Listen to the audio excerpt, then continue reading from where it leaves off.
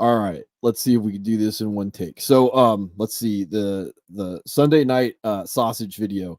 So Kyren Williams, right now he's probably going to be the fantasy MVP based off of well, he was undrafted.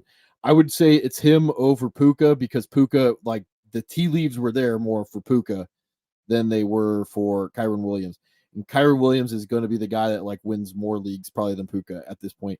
So we'll get into it a little bit, but again, running backs, red zone usage and passing work, especially design passing work. We'll see that with when we look at the box score with the Alvin Kamara later on today.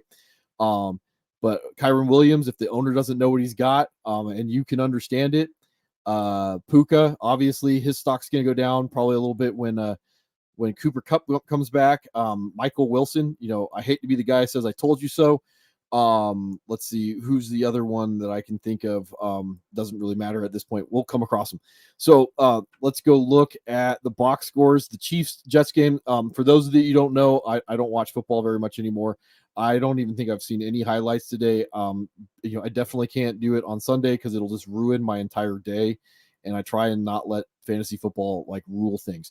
So I just kind of go do other stuff and I kind of look at the ticker and that's about all I do. And I try and avoid looking at the ticker as much as I can. And then I just look at the box score and then whatever I see on the box score that I'm curious about, I go watch the tape on. And sometimes I watch a lot of tape on a little stuff because it's the little things that I care about. So anyway, first game of the evening, the Chiefs Jets. From what I saw, Zach Wilson didn't lose the game, and it looks like maybe the refs wanted the Chiefs to win. I don't know. I'm gonna have to watch the end of the game. Good coaching. That 5-minute drill where you get the ball late and you just never give it back, and you don't have to kick a field goal. You don't have to do anything. You just grind. I don't think that's necessarily what happened, but that's how it's going to look in the box score. What did we see that's of any interest? Isaiah Pacheco might be a better week-to-week play than was originally thought. 20 for 115 and a touchdown, and he also had 3 catches for 43 yards. I mean, the rushing work's not, or excuse me, the receiving work's not necessarily there, but the rushing yardage, and if he can continue to get like consistent goal line work, I mean that's flirting with RB1 numbers. Definitely RB2 at this point. Other stuff to look like I don't, there's something wrong with the Chiefs. I don't know what it is. They're not the Chiefs. You can say it's because of the matchups that they had, but this may be one of those teams that we thought was going to be good and they're just kind of okay. Looking at like the target situation, Rashee Rice may be still a buy if he's available. Like the 5 targets is interesting. Kelsey doing Kelsey things. Moving on to the Jets, a little bit better usage from Brees and from Garrett Wilson. I mean, this is why I say like the coaches couldn't coach their way out of brown paper bag. You got to figure out a way to get Garrett Wilson 14 targets for 9 receptions. That's just what you have to do as a coach. You got to figure out ways to do it and then let him do Garrett Wilson things. If you're not doing that, you're going to lose football games. And that's part of the reason why Zach Wilson didn't lose the game. I haven't seen the fumble yet. I don't know. I'm just kind of talking right now, stuff that I want to go look at, because if this game went down where the Chiefs, donkey stomp the Jets, I'm not going to go watch the game. There's nothing to see in it that from a fantasy perspective. This is not a football channel. This is a fantasy football theory channel, right? Everything else, like I'm not really interested in, but that's how the game looks like it went. Dolphins Bills, I saw the ticker on this. Like I talked about before, it is very difficult to keep up that style of offense all year long. And I have written down in my notes from when I looked at the box score to begin with. The more tape that you give opponents, the more you need to self-scout and change things. You're going to become predictive, and you have to figure out how teams are going to view what you're doing and then self-adapt. And that's very difficult to do. And they went out and they played a good Bills team with at least a serviceable defense, and they were behind. And this game was actually a lot worse from what I saw. The ticker, the Buffalo Bills just didn't let up. And instead of just choking the second half out, the air out of the second half, they actually continue to score points, and elongated the second half longer than it needed to be. Let's see. So I mean, I'm not saying Tua is not a start. It's just I wouldn't go putting stock that the Dolphins are going to be this like amazing record-breaking defense. You see that with Tyreek Hill, 5 targets, 3 receptions, 58 yards. Jalen Waddle, 5 targets, 4 receptions, 46 yards, no touchdowns. There isn't a lot else to talk about other than Devin Achane. He does 5 targets and another 8 carries. I mean, that's heavy, ridiculous efficiency. 8 for 101, 2 touchdowns on the ground, another 55-yarder. I was thinking about this the other night. Like, I had Roschon Johnson and Devin Achane ranked above Bijan, and that's not a knock on Bijan. It's the way that I think guys are supposed to be used at the NFL level as a running back. And I said this the other day, Bijan is not a 3-down running back. And that's not because he's not better than the other 2 guys. I do not want Bijan to pass block. I do not want Devin Achane to pass block. But from the perspective of Devin Achane is just faster than Bijan is. That's just brass tacks. And Achane actually runs inside zone fairly well. He's a good inside tough runner. So overall, when I get a guy on the field and I go, hey, that guy's faster and he's kind of a tougher inside runner, I just kind of go, well, he might be a better prospect. And it's the same thing from a Roschon Johnson standpoint. Hey, he's a better 3-down player. He can pass block. I can leave this guy into pass block. He can grind. He can pass block. This is just me as an old ball coach going, this is what I look at. That's why when I look at a guy like Devin Achane and I go, like, this guy runs a 4.3 and he'll go grind. Like, I don't care how big he is. I'm like, I got to figure out a way to get him the football. That's what I see with the Devin Achane. That's what I see with like a Roschon Johnson, even though Roschon Johnson runs like a 4.5. And Bijan is this highly electric player, but he has to be utilized well. And the moment Bijan went to the Falcons, I just slapped myself in the forehead and said, I don't think he's going to be used correctly. And that's the same problem I have with Roschon. Roschon going to the Bears, not going to be used correctly. Achane going to the Dolphins, I went, this could work out very well. So that's what I saw with that thing.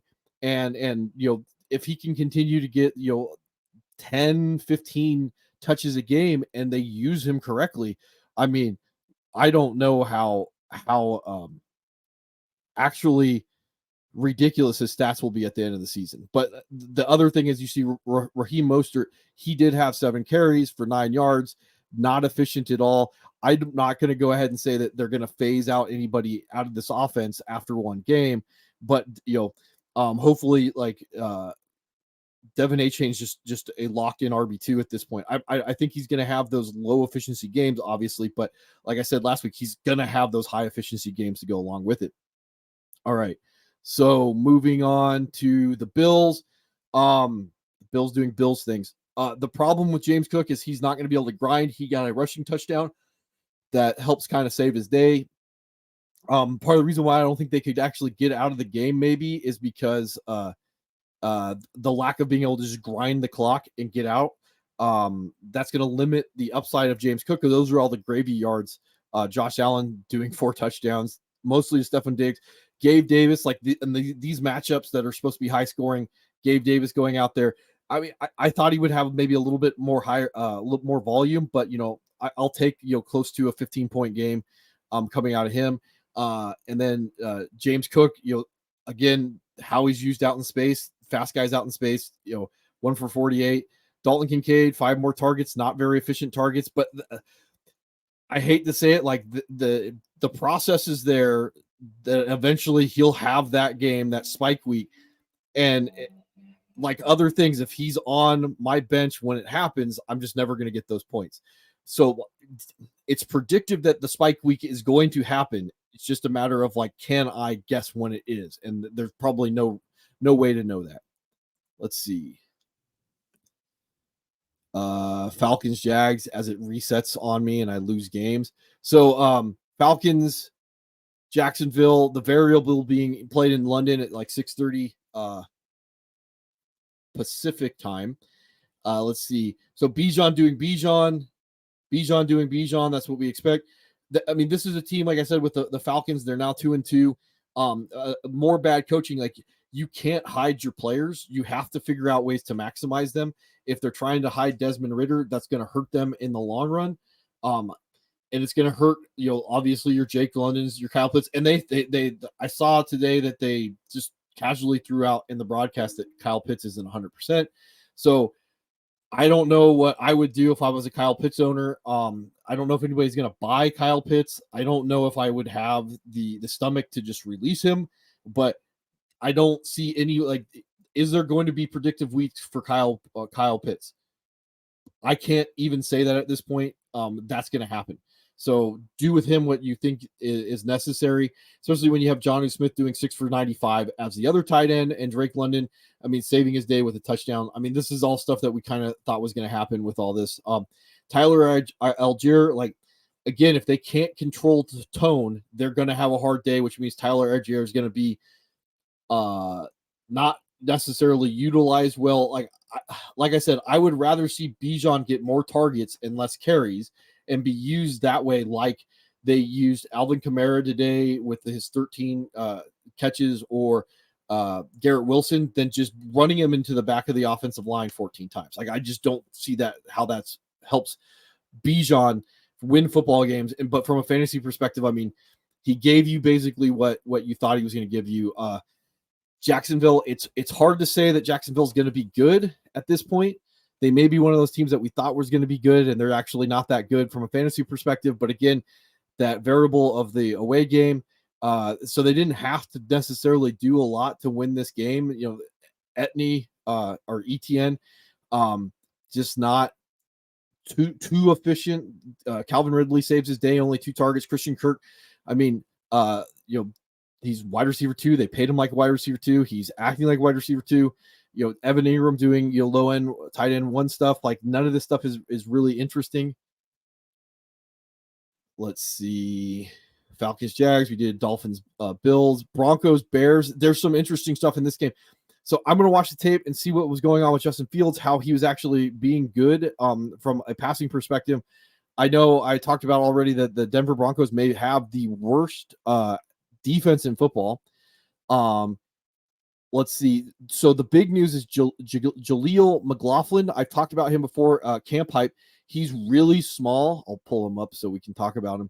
Should have had sleeper ready, but I didn't. 5'7", 187. Really small. This is non-predictive week. He's only gotten 1 touch a game so far this season. He has 10 total. If we can guarantee, we'll never be able to guarantee, but if there's a pattern of him getting 10 touches a game, he definitely is stashable. And almost to the point, if he's getting those 10 touches, that he is usable. So he did 7 carries for 72 yards. He did another 3 targets for 3 receptions, 32 yards and a touchdown. That's stashable, especially when we look at the running back wasteland that's going to come up. Being able to guarantee touches with efficiency are always good things. We see more Marvin Mims, the only 2 targets. I want to see the snap share on him. Again, if he's in the 20s, that's bad coaching. If he's above the 20s and he's just not getting targets, that's just bad offense. And those are the things I'd be looking at. Cortland Sutton saves his day with a touchdown. I was expecting a little bit more out of this game. It just, from the Broncos standpoint, just didn't happen, but they were able to pull this out. Partly because, from what I saw the ticker, Justin Fields had a bad interception, a bad sack late in the game. The Bears were just beating them down. Khalil Herbert came on in the second half, did 18 carries for 103 yards. He also had, I think he had a touchdown reception, if I'm not mistaken. Yeah, four catches, 19 yards on 5 targets and a touchdown. Roshan, really not a thing. I have notes about DJ Moore and Cole Kmet, because I kind of said, hey, rolling out your pieces against bad defenses is usually a good thing. DJ Moore, again, rolling out I just rereading my notes. Rolling out your pieces against bad defenses is not a bad thing to do. Cole Kmet, if you spent your capital on them in the draft, guys like these that you spent on, understand what you paid for. If you didn't pay anything for Cole Kmet, it doesn't cost you anything to put him on your bench or release him. This is, again, psychology stuff. If you paid for a guy like Cole Kmet and you're having those weeks where you're like, oh, I'm going to sit him on my bench. Oh, he did good. Now I'm going to start him. You're losing all those points that he's going to have when they have their weeks. If you paid for this guy, put him in your lineup, leave him in your lineup. Stop trying to fix something that's not broken. This is the NFL. Guys are going to have up weeks. Guys are going to have down weeks. Cole Kmet is predictive because he did it last year in this offense. It was going to happen. If you didn't start him, it's because, you're not understanding what you paid for in the first place. There wasn't a road for Cole Kmet to be tight end 1 overall. There was a road for Cole Kmet to have those tight end 1 type finishes. And that's what you have to understand when you have some of these players. Like, what are they? What are you trying to get out of them? So I think that's about all I have to say about this game. Let's see. What do we have next? Browns, Ravens. So at the last minute, the Browns started Dorian Thomas Robinson, who did have some camp hype to him. I was a little excited when I heard that they're going to start him, especially because Deshaun Watson's been up and down all year, and Dorian Thomas Robinson did not play particularly well in this game, just from what I saw of the ticker. Neither did Baltimore. They kind of took advantage of it. I know some people might be wondering about Keaton Mitchell, I think is his name, the Ravens running back on IR. I don't know that much about him.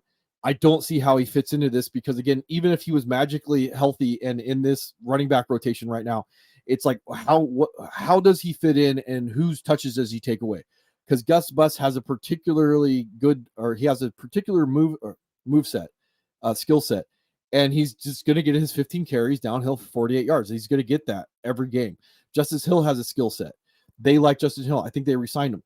Like, he's going to get what he gets, and he does that well. So Keaton Mitchell may be like a Jaleel McLaughlin and sneak in there and get some touches, but is it predictive? And I just don't see a way that's going to be predictive. And then they activated Melvin Gordon, and Melvin Gordon out there goes out and does Melvin Gordon things.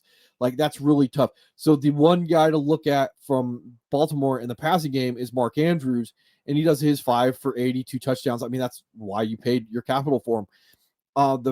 I talked about this before. The Browns may be the best defense in football. It may not look like it today, but when you have a quarterback that throws 3 picks and is a rookie, and that's what you have to throw out there, who knows? I know Pierre Strong got his 40 of his 49 late in the game. I did look that up. So those 5 carries were not eating into Jerome Ford. Neither was Kareem Hunt necessarily. This is just a bad game script for Jerome Ford. What I do like of Jerome Ford is 6 targets, 5 receptions, 19 yards. I want to watch the tape, see how many of those were designed and how many of those were the ugly checkdowns. Again, bad game script. Elijah Moore, and then Elijah Moore had a really stupid, loss of 20 on a rushing play. So it's just really hard to predict any of this. Amari Cooper had 6 targets for only 1 reception. That's not stuff I care about because Deshaun Watson didn't play. If Deshaun Watson is going to miss more time, that would obviously change my mind on things. But if it's 1 week, 2 weeks, I'm not particularly concerned about that. And I think the Browns have a bye week next week anyway. So, and that probably might have factored into just holding Deshaun Watson out. Bengals Titans. This was a little interesting. So this was really ugly at the beginning. And again, the Bengals may be one of those teams that we thought were going to be good and they're not good. Obviously Burrow's not 100%. Joe Mixon controls the backfield. Not particularly efficient anywhere. Jamar Chase, from what I watched some tape on him, and listen to some other guys, they're basically just running Jamar Chase in the slot, and he's their running back at this point. They're just hitting quick hitters to him out of the slot. That's why he's able to do that. T. Higgins got knocked out of the game. I mean, I don't know what to tell you. It's too obvious to say like sell. They're 1-3. Joe Burrow's not healthy. They got beaten by the Tennessee Titans, maybe one of the worst teams in football. In some regards, because obviously Mike Vrabel is going to coach his way out of a brown paper bag. So Derrick Henry threw a touchdown pass in the goal line. He also had another touchdown. Wasn't particularly effective for most of the beginning of the game, and then all of a sudden he just popped off. Tajay Spears still eating into the workload a little bit. I mean, he's going to be a part of it. If I'm a Henry owner, I'm definitely holding Spears.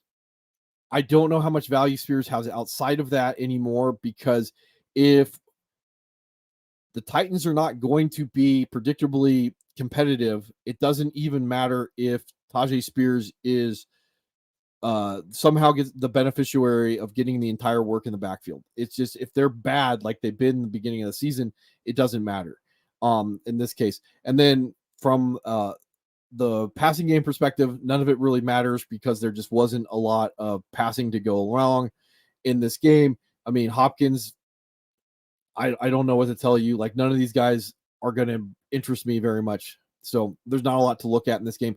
I mean, I would go look at the tape and see how bad the Bengals offense is at this rate. Rams Colts. So to bury the lead, Kyren Williams, you want red zone usage, passing work, especially design passing work, right? So Kyren Williams, 2 touchdowns. I think they both came like inside the 5-yard line. That's super awesome. He had 7 targets last week, wasn't particularly efficient, but he gets another 3 this week. That's why he's in there. So like, though, that type of work, it's going to give you a consistent floor, and then you're going to have spike weeks off of that. Ronnie Rivers, they actually came out, the Rams, and I watched the ticker on this one because I own some of the players.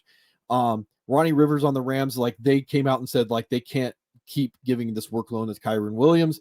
And that's where Ronnie Rivers kind of came in and vultured some of the work, especially in the second half when it looked like the Rams were running away with this game. And then Anthony Richardson just put the team on his back and figured out a way to tie it and went into overtime. Puka Nacua doing Puka Nacua things, 10 targets, 9 for 163 and a touchdown, the game-winning touchdown. Tyler Higbee, I mean, low-end tight end 1, I guess, like high-end tight end 2, if that's a thing. He's going to flirt, but I mean, with Cooper Kupp coming back, it's going to change the dynamic of the passing game. I kind of bet that Cooper Kupp and Puka Nacua run it as like 2 high-end 2s, and they're going to do that thing where they eat into each other's work, and that's going to be very difficult to know when one of the guys is going to have a down week, the other one's going to have an up week. There probably are going to be rather consistent floors, just like when Cooper Kupp and Robert Woods were there. But Tyler Higbee's probably going to be on the outside. Van Jefferson is going to be on the outside. Tutu Atwell is going to be on the outside, and it's going to run through those guys. And then whatever's left is going to get left over, and Kyren Williams is going to get his work because that's what he's been doing. And then that third guy is probably not going to be consistent enough from a fantasy standpoint. So even though Tyler Higbee like signed a low key contract extension, I'm just not interested. Let's see. Anthony Richardson did Anthony Richardson things. Again, I talked about this before. Like, Zach Moss coming back is going to take away his ability to score touchdowns. The gravy outside of red zone work and passing plays just doesn't matter from a running back perspective for the most part. Anthony Richardson gets the rushing touchdown here, but Zach Moss doesn't. Zach Moss also doesn't get any rushing work. He only gets 1 target. I mean, so you go from like, hey, I'm super excited to have Zach Moss to it gives me 7 points. And you could have got more than that from Jaleel McLaughlin. So other guys in this case, like, oh man, Michael Pittman. I mean, I went from looking awesome to not looking awesome. 5 targets, only 1 reception, 15 yards. And there really isn't anything else to care about other than like, Anthony Richardson may be the guy to have gotten with the late quarterback play because, it was predictive, and, he can go out there and put up like, 20 points, 17 points in half a quarter, or 30 points in an entire game. All right. Moving on from that. See, Buccaneer Saints. This was going to be an ugly game. It was an ugly game. I mean, Baker Mayfield's flirting with being fantasy relevant when he can throw 3 touchdowns. And the more he has these sneaky carries, the more he's going to have that spike, that predictive spike week, because eventually he's going to fall into the end zone. So you're looking at a guy, as long as Baker Mayfield's flirting with about 20 points a game, he's gonna fall into the end zone eventually, and then he's gonna have that weak winner. So like, I'm not saying Baker Mayfield's a weekly starter. He's definitely streamable, and it depends on the matchup. But he's also a guy that you could probably get away with in a bye week. You can also probably think about like carrying him as a second quarterback, even in 1 quarterback leagues, because like that's going to happen. That rushing touchdown is going to be there. He's going to throw 2 touchdowns in a game, and you know, a guy like this, if you're running him as a quarterback one because you put your capital into other places, he's still going to be able to win you some weeks. But you purposely put together a lineup that didn't put premium on a quarterback, and a guy like this, where he's the audio just came on. A guy like this is telling you, hey, I'm going to get a rushing touchdown. And that means that all those weeks that he doesn't win you weeks because you've already designed your roster to win you weeks in other ways, he's eventually going to win you a week. That's what's going on with him right now. Rashad White, I mean, just getting this pure volume. Sean Tucker, I'm going to guess he was a scratch. Keyshawn Vaughn got the work, wasn't very efficient. Chris Godwin was the weekly winner. Mike Evans went out with a hamstring. Yeah. And then over there with the Saints, Derek Carr started. He wasn't particularly good. Probably shouldn't have started. Jameson Winston threw this pick weirdly late in the game. Alvin Kamara came in, bell cowed it up, 11 carries, 51 yards. He also had 13 receptions on 14 targets for 33 yards. That wasn't efficient. And then nothing else was there. I am curious about Chris Olave, but I talked about this the other day. If they're not getting him open, if they're just kind of leaving him static, it's going to be harder because teams have kind of figured out how to take away Chris Olave. They probably have to design him up, and Derek Carr may not have had the ability to get him the football today. That is something I would be looking at about how the offense is going to run, and then everything else is not particularly interesting. Stuff we already kind of knew. Let's see. Talk about this. Eagles Commanders. So this was interesting. I want to watch the tape on the Eagles because they look like they're being cued again, and they let the Washington Redskins stay in. As I said, I refuse to call them anything else. In this case, like Sam Howell was again another guy that is going to fall into the end zone. He's going to have fantasy relevant weeks. It's predictive. Brian Robinson falls into the end zone. That's how he's going to get you there. That's why I said like red zone work and receiving work. And if he had more receiving work, he'd be a better fantasy asset. Let's see. McLaurin 8 for 86 on 10 targets. I mean, anybody who thought Jahan Dotson, and I was one of them, was going to be a thing. I just don't see it happening. The bigger issue with what was going on with Philadelphia, they were behind most of the game. The Redskins were able to tie it up late, and it went into overtime. That's when I kind of stopped watching the ticker. Jalen Hurts did most of his damage in the second half. 2 touchdowns to A.J. Brown. It was an A.J. Brown week. Devontae Smith was able to salvage his week with 7 for 9 and 78. Dallas Goedert is just not a thing. And then I already said that DeAndre Swift is this year's Miles Sanders. He falls in the end zone, 14 carries, 56 yards, comes back to earth a little bit. The interesting thing, he did 4 for 23 on 4 targets. I still think he's this year's Miles Sanders. But if the Philadelphia running backs can get pieces of the passing game, that gives them the floor that they need to really be more than just like anybody replaceable RB2s, right? That's what I'm looking at in this game. So that's something I would look at, if that design passing work or is that just a regular old checkdowns. And even in the case of the Eagles, the regular old checkdowns being on like what down and distance those checkdowns came on. Vikings Panthers. One of the guys I played today actually rolled the Minnesota Vikings out, their defense out against Carolina Panthers, and I was like, what the? And then proceeded to put up like 15 points on me. That's a ballsy cute play. So Kirk Cousins does Kirk Cousins things, those 2 picks, but like I always say, like great players on okay offenses because like they do not have to compete for opportunities the way other guys do, right? And Jordan Addison, who was getting to the point where he's a weekly starter, only gets 1 target. I want to see a snap share on that. TJ Hawkinson, I mean, that's why he probably was not going to compete for being tight end 1. And if it wasn't for Travis Kelce's injury, Travis Kelce might have been running away with the tight end 1 again. If Hawkinson just can't get the opportunity week to week for whatever reason, he's just not going to be that difference maker.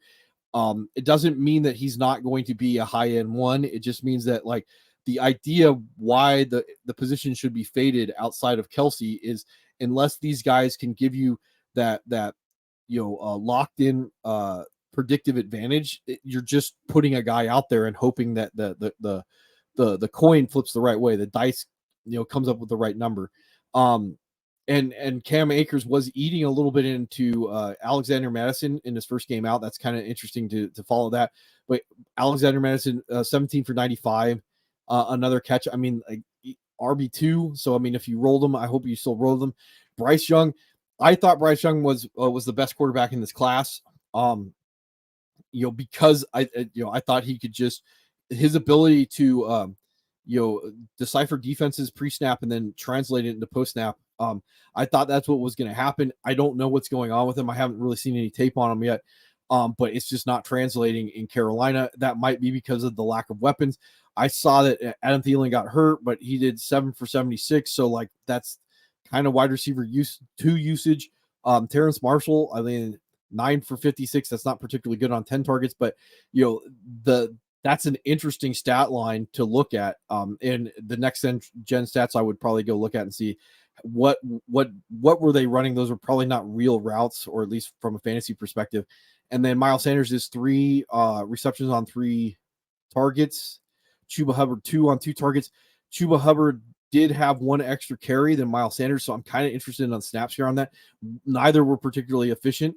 I almost rolled Chuba Hubbard out until Miles Sanders was active. But again, if I'm a Miles Sanders owner, I got to have Chuba. I don't know how this is going to shake out down the line with the development of Bryce Young. I saw today that with the Bears loss, they currently would get the number 1 pick and the number 2 pick from the Panthers, whatever that means in fantasy. All right, let's see. Steelers Texans. I still don't know what went on with Kenny Pickett. He did go out with a knee, and I'm just gonna watch the tape on this because I just want to see how bad the train wreck is in Pittsburgh with their offense. Najee kind of salvaged his day with a long carry late and a long reception late. Jalen Warren, 6 for 26. I mean, they just can't get anything going. George Pickens, I mean, 7 targets is okay. That's maybe wide receiver 2 land, but like 3 for 25 isn't.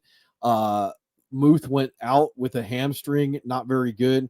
And then we can look over at Houston. Like I said, I didn't have a particularly good grade on CJ Stroud. Not very efficient with the 16 for 30, but it doesn't really matter when you translate into 2 touchdowns and you win 30-6 against a bad Steelers team. Dameon Pierce, maybe turning it around, 24 carries, 3.4 yards.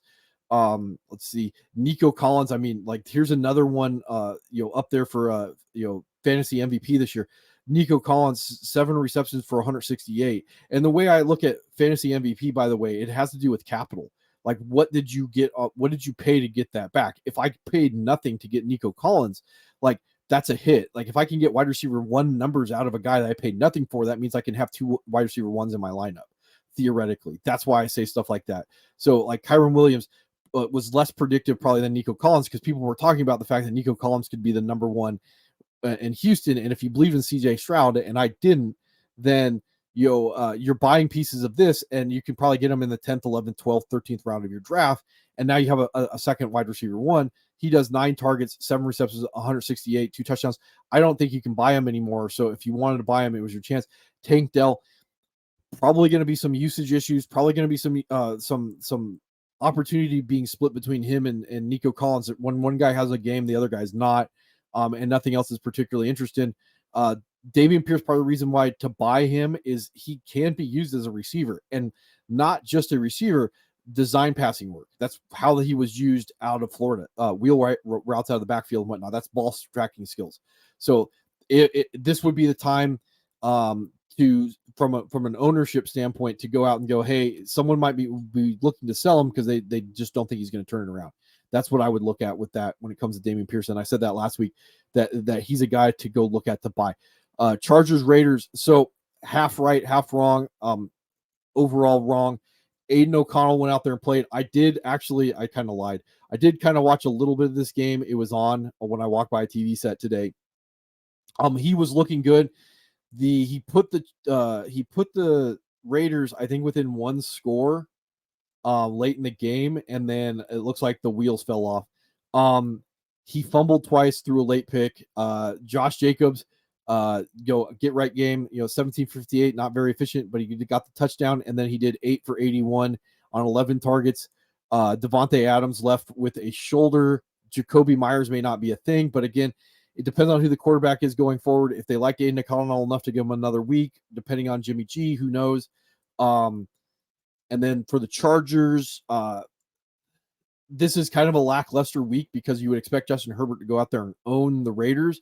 He didn't. Josh Kelly is probably not a thing. Even as a handcuff, he's not a thing. Josh Palmer was able to get a 51-yarder late in the game to kind of salvage his day. Sometimes you don't need to know how the sausage was made. He gave you he gave you the points you needed to have a 40-degree day, and that's what I thought he was going to do.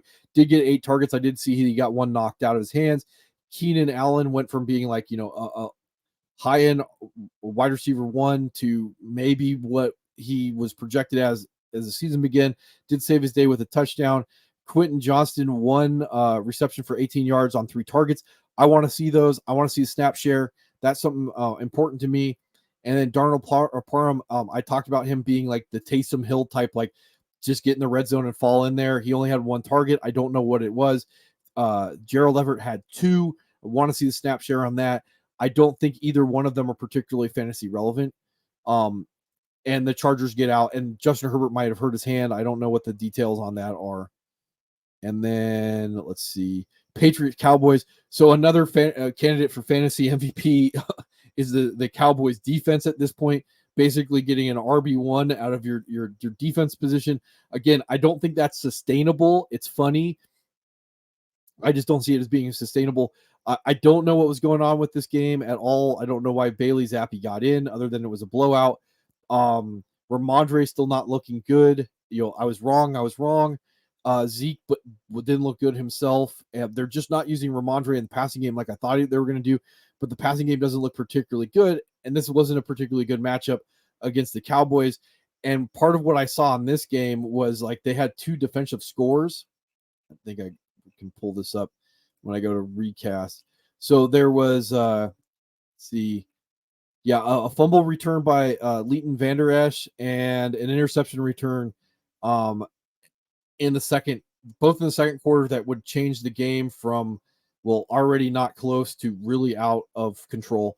So there you go. And then nothing really happened in the rest of the game as they kind of bled them.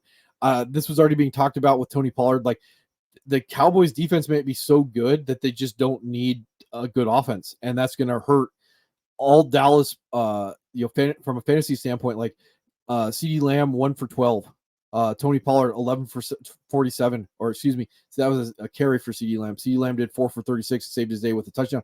Jake Ferguson was a guy I said should be rostered in all leagues, 7 for 77 and 7 targets. Again, they're using him in the goal line. He's going to have his spike weeks. So if he's available, that's a priority in my book, especially when you're looking at some of the other tight ends that you could have at your disposal. If you're wondering, would I be trading the Cowboys pieces?